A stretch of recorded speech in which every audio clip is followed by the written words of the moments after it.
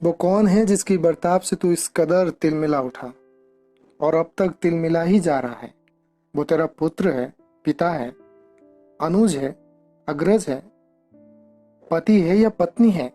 अवश्य इन्हीं में से कोई एक होगा। तभी तेरा दौर मन से अब तक दूर नहीं हो पाया। तभी तो प्रेशर कुकर की तरह अभी तक भीतर ही भीतर कुलकुलाते रहा है। सचमुच, जो जितना निकटस्थ उसका दुर्व्यवहार उतना ही अधिक कटु लगता है। कोई घनिष्ठ स्वजन न होकर केवल सामान्य परिचित ही हो तो उसका दुर्व्यवहार जल्दी भुला दिया जाता है, और यदि कोई नितांत अपरिचित ही हो तो उसके दुर्व्यवहार का बहुधा महत्व तक नहीं दिया जाता। परंतु वैसे ही दुर्व्यवहार यदि घनिष्ठ सज्जन करे तो बहुत देर तक हृदय को सलाता रहता है, वर्षों तक, अरे कभी कभी तो जीवन भर जलाता रहता है। कभी समझा तूने कि भिन्न भिन्न व्यक्तियों द्वारा प्रकट किया हुआ एक जैसी ही दुर्व्यवहार तुझे कम अधिक पीड़ाजनक क्यों लगती है? जरा ध्यान देकर देख, सच्चाई स्पष्ट नजर आने लगेगी। जिसे तूने कभी अपना मान रखा है उसकी आंख बदलने पर तू इतना व्याकुल हो उठता है। जिसे तूने अपना नहीं माना था उसकी आंख बदलने पर दुख हो तो भी उतनी गहराइयों तक नहीं जाता और उतनी देर तक नहीं टिकता। अतः गहरा दुख महज गहरा दुर्व्यवहार के कारण नहीं है। गहरा दुख दुर्व्यवहार वाले व्यक्ति के प्रति तेरे स्वजन भाव के कारण है, जिसको तूने अपना मान लिया है। उससे यह भी अपेक्षा करने लगा कि उसका सारा व्यवहार तेरे इच्छा अनुकूल होना चाहिए। तेरे इच्छानुकूल नहीं हो रहा है तो वह तेरा अपना कैसे हुआ?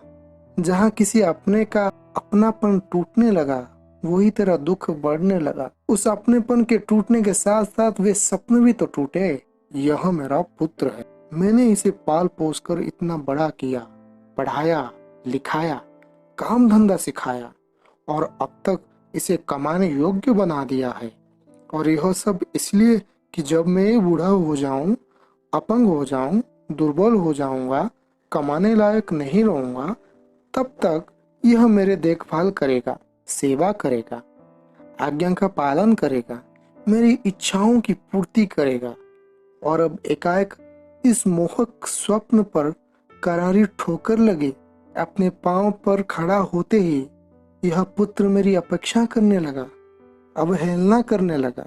मेरा स्वप्न का सुंदर महल भर भरा कर ढह पड़ा। अथवा यह मेरा पिता है, यह मुझे कितना प्यार करता है, मुझसे कोई भूल है तो उसे माफ़ कर देता है, औरों के सामने मेरी भूल को छिपाता है और मेरे गुणों को बढ़ा चढ़ा कर बताता है। किसी से झगड़ा हो जाए सदा मेरे ही पक्ष लेता है, मुझ पर कितना स्नेह बरसाता है।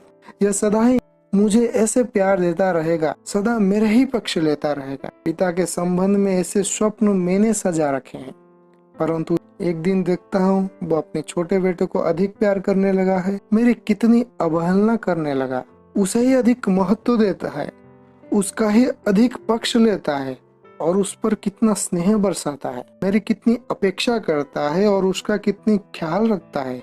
मेरे पिता की जो स्नेह मूर्ति मैंने अपने मन में गढ़ी थी वो इस प्रकार टूटने लगती है। अब वही प्यार पिता मुझे कितना बुरा लगने लगता है। अथवा यह मेरा भाई है, किस प्रकार मुझ पर अपना प्राण निछावर करता है। छोटा है तो मुझसे कितना आदर सम्मान देता है, बड़ा है तो मुझ पर कितना प्यार उड़लता है। हम दोनों के परस्पर प्यार का संबंध लोगों के लिए चर्चा का विषय बन गया है। परंतु समय बदलता है और मैं देखता हूँ कि मेरे भाई का जो सुंदर चित्र मैंने अपने अंतः पटल पर खींच रखा था उसका रंग बदलने लगा।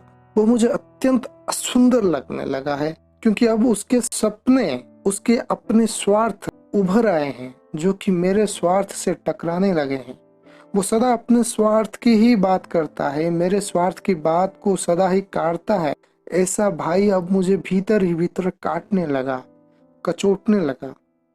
अथवा यह मेरी पत्नी है, कितनी प्यार भरी, कितनी पतिव्रता है, कितनी आज्ञाकारिणी है, कितनी सेवामयी है। इसके साथ प्यार भरा जीवन बिताने के कितने सुंदर स्वप्न सजाए थे मैंने, और अब इसे क्या हो गया?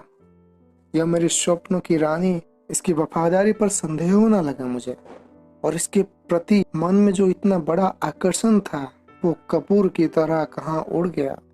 अथवा यह मेरा पति है, प्यार का पुतला, अरे स्नेह का समुंदर है वो, मेरे स्वप्न का देवता, इसको क्या हो गया? अब यह मुझसे कितना खींचा खींचा रहने लगा, इसकी सारी हरकतें मुझे कितनी अप्रिय लगने लगी। अथवा यह मेरा गुरु है, मुझ पर कितना कृपा है इसकी, मैं ही इसका पट्टू शिष्य हूँ, साबित होने वाला हूँ, मैं ही इसका गद्दी का उत्तराधिकारी बनने वाला हूँ। परंतु अरे क्या हो गया इसे? अब यह मुझको इतना महत्व क्यों नहीं देता? मुझसे कनिष्ठ शिष्यों को क्यों इतना महत्व देने लगा? क्यों मुझे जरूरी नहीं समझता?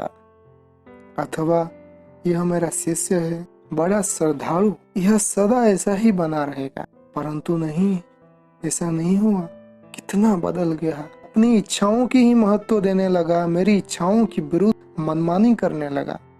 इस प्रकार जब कभी तेरा कोई भी प्यारा घनिष्ठ तेरी इच्छाओं के प्रतिकूल काम करने लगे, तेरे स्वप्न को विपरीत काम करने लगे, तब उसके प्रति उत्पन्न हुआ तेरा सारा स्नेह संबंध छिन्न भिन्न होने लगता है। इससे यह स्पष्ट है कि तुझे वस्तुतः न माता पिता प्रिय है, न भाई बंधु, न सगे संबंधी। सबसे बड़ा प्यार तुझे अपने आप से ही है, अपने सपनों से है, अपनी महत्व आकांक्षाओं से है। कोई तेरे सपनों के अनुकूल व्यवहार करता है तो वो पिता ना होने पर भी तुझे पिता जैसी पूज्य लगने लगता है, पुत्र ना होने पर भी पुत्र जैसे प्रिय लगने लगता है, भाई ना होने पर भी भाई जैसा प्यारा लगने लगता है। उसकी हर हरकत तुझे बड़ी सुहावनी लगती है, उसका हर बोल तेरे कानों में मिश्री घोलता है। परंतु यदि कोई तेरे सपनों के विपरीत कुछ करने लगे, पुत्र हो तो भी बेरी जैसा लगने लगता है, भाई हो तो भी जहर जैसा लगने लगता है, उसकी हर हरकत तेरी आंखों में कांटे से खटकती है। जिन जिन व्यक्तियों के स्वप्न तेरे स्वप्नों से तालमेल खाते हैं, वे व्यक्ति तुझे बड़े प्रिय लगते हैं। जिन जिन के स्वप्न तेरे स्वप्नों से टकराने लगे, वे तुझे कड़वे लगने लगे। तू अपनी ओर देख, तू भी जब किसी को अपने सपनों के विरुद्ध जाते देखता है तब उसके प्रति किस प्रकार घृणा से भर उठता है और उससे अपने और प्रिय संबंध तोड़ बैठता है, उसके प्रति कड़वे बोले बोलने लगता है, उसका तिरस्कार करने लगता है। यदि ऐसी कोई अन्य भी तेरे प्रति करने लगे तो इसमें अनोखापन क्या है? जैसे तुझे अपने सपने प्रिय है वैसे ही औरों को भी अपने सपने प्रिय है। जिन जिन के प्रति अपने भविष्य का सुरक्षा की आशा बांधी, उनको बदलते देखकर तू इतना व्याकुल हो उठा। इसलिए कहता हूँ कि जिसके कटु वचन ने तुझे अब तक इतना व्याकुल कर रखा है, वो अवश्य ही तेरा कोई निकटस्थ है। उसके प्रति तेरे मन में बड़ी ही आशाएं थी, उसमें तू अपने सुनहरे सपनों की पूर्ति का साधन देखता था। उसके इस अवांछित और अप्रत्याशित व्यवहार ने तेरी सारा आशाओं पर पानी फेर दिया। यही मुख्य कारण है तेरी बेचैनी का। इसीलिए हे मेरे अबोध मन, अपनी बेचैनियों से मुक्ति पाने के लिए इन बेचैनियों के ऊपरी ऊपरी कारण से उलझना छोड़ मूल कारण को समझ।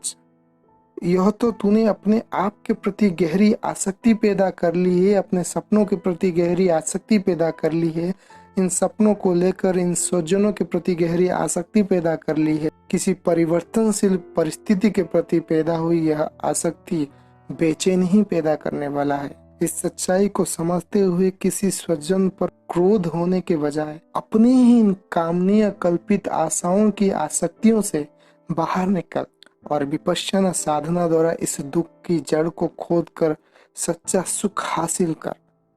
इस कहानी को वीडियो के माध्यम से दिखाने का मकसद हम सभी को ये एहसास कराने के लिए था कि मन में जो भी नेगेटिविटी अपनी सर उठाती है उसका पहला विक्टिम हम खुद होते हैं। अगर आपको ये वीडियो पसंद आया then please hit the like button and press the bell icon and don't forget to subscribe our channel. Thanks for watching.